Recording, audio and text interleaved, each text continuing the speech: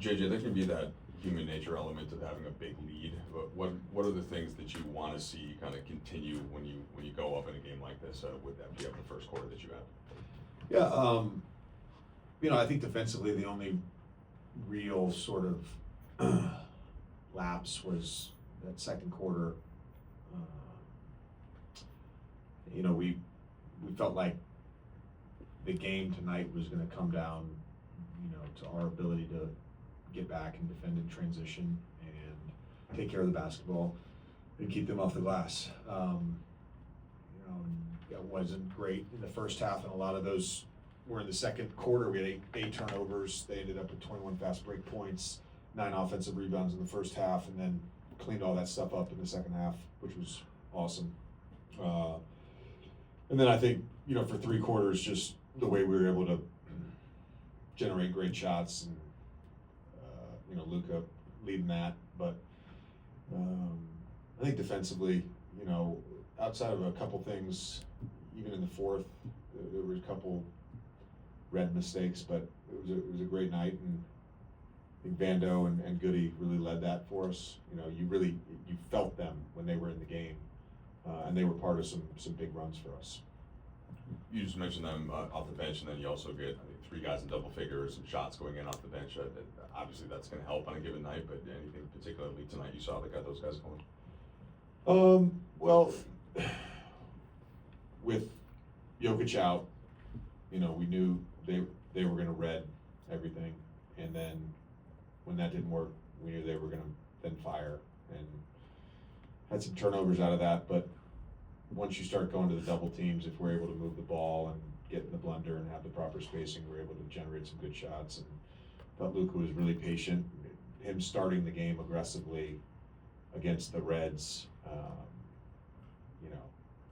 forced them into having to double team him, and then the other guys were beneficiaries of that. JJ, along those lines, Luka entered tonight averaging about 10 points per game in the first quarter, which is his highest scoring quarter. But with you guys, season high 21 tonight in the first.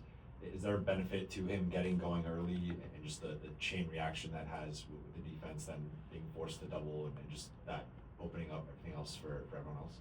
Yeah, I don't know what it was exactly in Dallas, but I know he had a number of big first quarters for them. I remember seeing some stat with last season with some crazy number of 25-point first quarter. So, this is kind of what he does and has done throughout his career.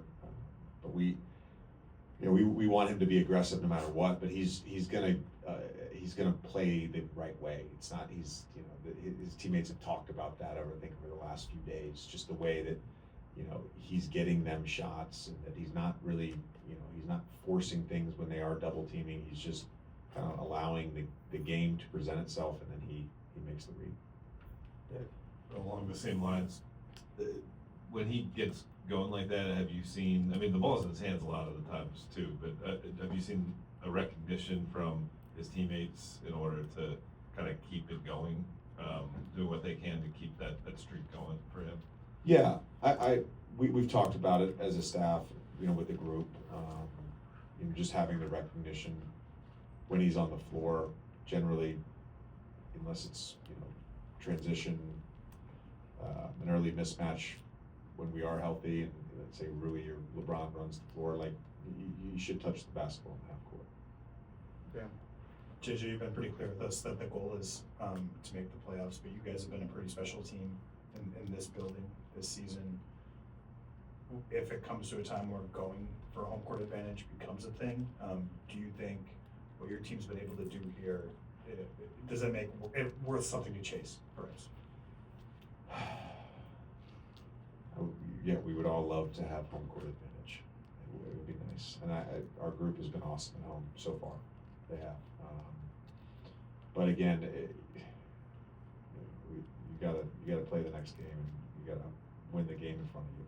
And then I've just seen it too many times. The basketball gods, start messing around with things.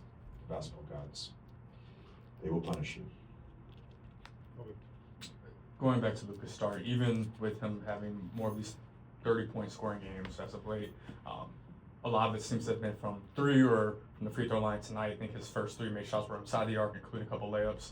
Does that add, I guess, another layer of encouragement in terms of his progression to get back to the Luka Doncic that we've seen for the past 6.5, almost 7 seasons, in terms of the inside the arc scoring? Yeah, and I think that's been pretty good outside of the Brooklyn game and the other night against San Antonio. Just telling Legler before the game, like, just figuring out some ways for him to go off ball to on ball with some off ball screening that we've introduced over the last week, where he can start with an angle to play with Kevin Durant at the top of the key in the first half the other day against Phoenix. Like, that's a great example of that, where he's catching it and there's already an angle created, and then he can just kind of make reads through his footwork and dribble package. I think that's been really, really good. It's also gotten him to the free throw line some, because it's created the early advantage. Tonight they were reading everything off ball, but they gave us some favorable matchups. Thanks, Coach.